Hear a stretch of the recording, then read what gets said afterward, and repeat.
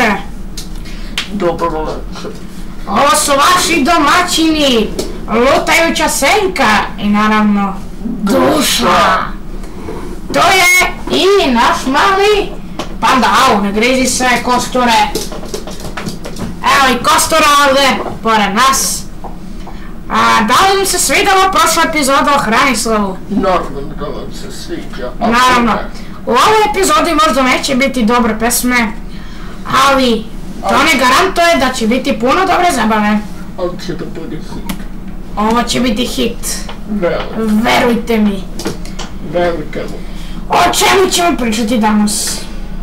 Danas ćemo pričati o životu Senki. Senka kao Senka ima dubok glas kao na primjer ja. Ona izgleda crno-bela. Naravno. Ima rukavice kao što vidite.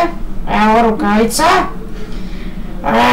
I nosi majicu. Svaka Senka naravno da nosi majicu, a on je obukao i onu maramu za prodavnici, da se ne vidi njegovo lice skroz. A ja sam obukao pola maramu za prodavnici. I on je debel. Šta si rekao? Te pokrenem. Miren, panda, miren. Ja ti nisam kuće. Ajmo sada. Da se dogovorim s moga drugara. Da, prvo epizod.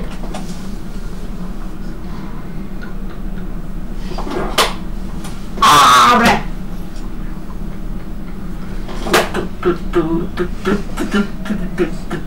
Senke, senke, senke su opasne. Senke, senke, nikad nisu opisani. Senke, senke, senke, možete samo da im zavidite i možete po mišku da im prdnete, jer to su senke, senke, kojima možete samo da zavidite. Senke, seme, možete samo da im prdnete. Možete samo da im prdnete. I to je bila još jedna epizoda 2 sata. Čačkam nos, izvinite, moram malo.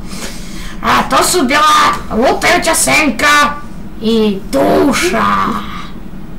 Doviđenja. Dinamo.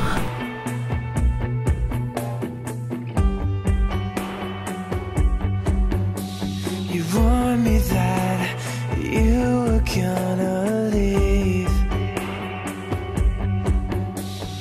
Never